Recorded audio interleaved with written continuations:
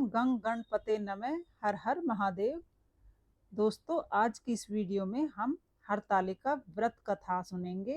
हरतालिका व्रत कथा लिंग पुराण से ली गई है। मिट्टी के पार्वती शंकर जी को बनाकर स्नान कराकर संकल्प आदि करके पूजन और कथा श्रवण करना चाहिए। भाद्रपद शुक्ल पक्ष तृतीया को हरतालिका व्रत करना चाहिए।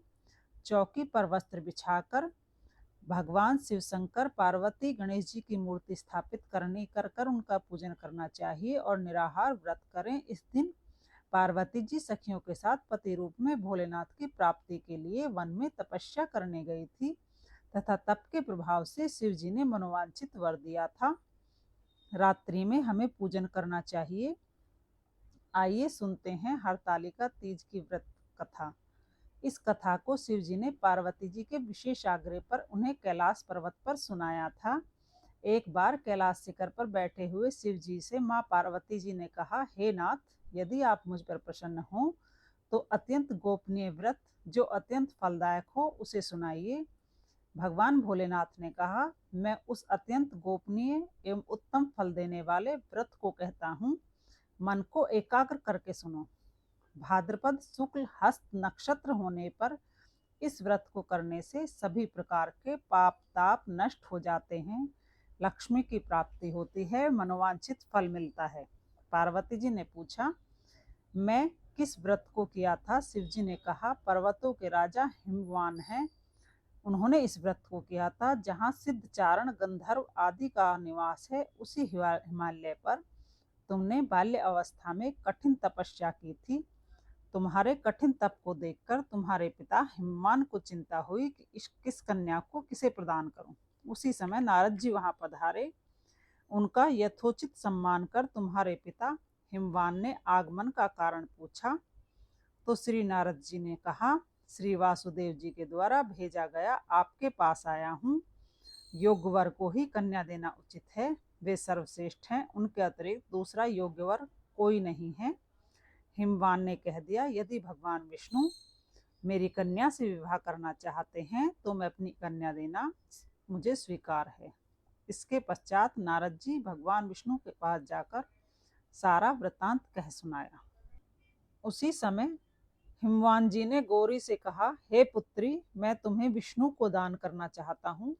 पिता की बात सुनकर गौरी पार्वती जी ने सखी के पास पहुंची और मूर्छित होकर पृथ्वी पर गिर पड़ी।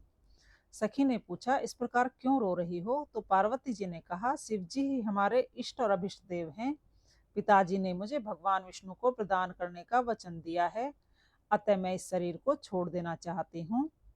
सखी ने उसे समझाया, पार्वती जी को उस वन में पहुंचा दिया जिस वन को हिमवान नहीं जानते थे। पार्वती के गायब हो जाने पर हिमवान को बहुत दुख हुआ और पार्वती जी को उन्होंने सभी स्थानों पर ढूंढवाया। सभी जगह उन्होंने लोग भेजे, लेकिन पार्वती जी का कहीं पता नहीं चला। तब उन्हें भगवान विष्णु जी को कन्यादान देने की बात याद आती है और उन्हें बहुत कष्ट होता है।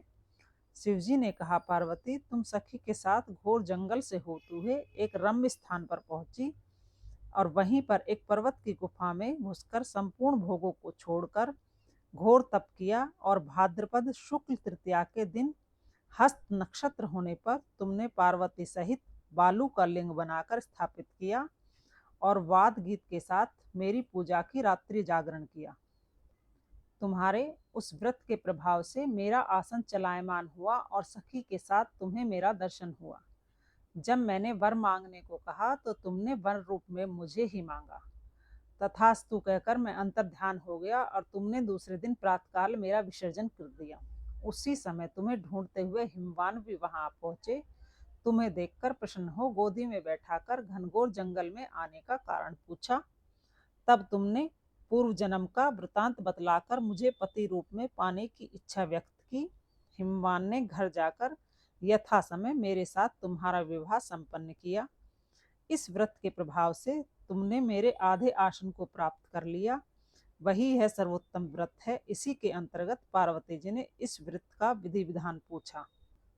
तब शिव जी ने कहा, यह स्त्रियों का व्रत है। व्रत के दिन तोरण आदि से स्थान को सजाकर सुगंधित द्रव्यों से युक्त गृह मंडप में गीत संगीत के साथ पार्वती सहित मेरी प्रतिमा की स्थापना करनी चाहिए। पश्चात देव पूजन विधि से पूजन करके शिव पार्वती की स्तुति करनी चाहिए। हे देवी, जो स्त्री इस व्रत को करती है वह पापों से छुटकारा पाकर मनोवांछित फल प्राप्त करती है, तथा जो स्त्री उस दिन अन्न ग्रहण करती है उसे जन्म जन्मांतर का वैधव्य भोगना पड़ता है।